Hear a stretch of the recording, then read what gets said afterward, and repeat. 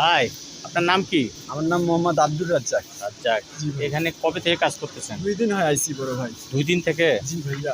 একটা বস্তা মোবাইলে কত করে পান? ভাই পাওয়ার কথা 5 টাকা, সেখানে 2 টাকা পাইতেছে। 2 টাকা কে? আর 3 টাকা মনে করেন এখান থেকে কন্ট্রাক্টর পাইতেছে, আবার সর্দার পাইতেছে। এটা সিনকেটের বাংলাদেশ ভাই। বলেন জেনে কি মানে জানেনই সিনকেট। আপনি 5 টাকা পাওয়ার কথা সেটা মারতে মারতে 2 টাকা আইছে? জি বড় ভাই। এই কাজ করতেছেন কে? পেটের দায়ে বউ বাচ্চা আছে ভাই, না কইরে কি করবেন? ও আচ্ছা আচ্ছা, তাই না? জি বড় ভাই।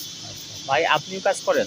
জি ভাই, আমি কাজ করি। আমাদের বাংলাদেশে এরকম সিনক্রেট হয় আপনি বাংলাদেশ তো দুর্নীতির দেশ, যায় যেভাবে পাচ্ছে ওইভাবেই খাইতেছে। রাইট বুঝলেন নাই? ঠিক আছে তাহলে মানে আপনার আপনার মায়েরা ধৈরা পাবলিক 6 টাকা পায়, তাতেই খুশি। আপনার শ্রমিকের দাবি কি? শ্রমিকের দাবি এখন 5 টাকা করে যেতে পারে। আমরা যদি ন্যায্য মূল্য পাই, যে কাজ করতেছি সারাদিন কষ্ট করে, কাজ করে যদি ন্যায্য মূল্য না পাই, এটা হইলো। তাহলে এখানে কাজ করতেছে কন্ট্রাক্টর পাচ্ছে আপনার, তারপরে সর্দার পাচ্ছে, এইভাবে আপনারা টাকাটা পাচ্ছেন না তাই না? তা বাংলাদেশ আসলে এরকম, যেই চান্স পায় সেই মারে তাই না?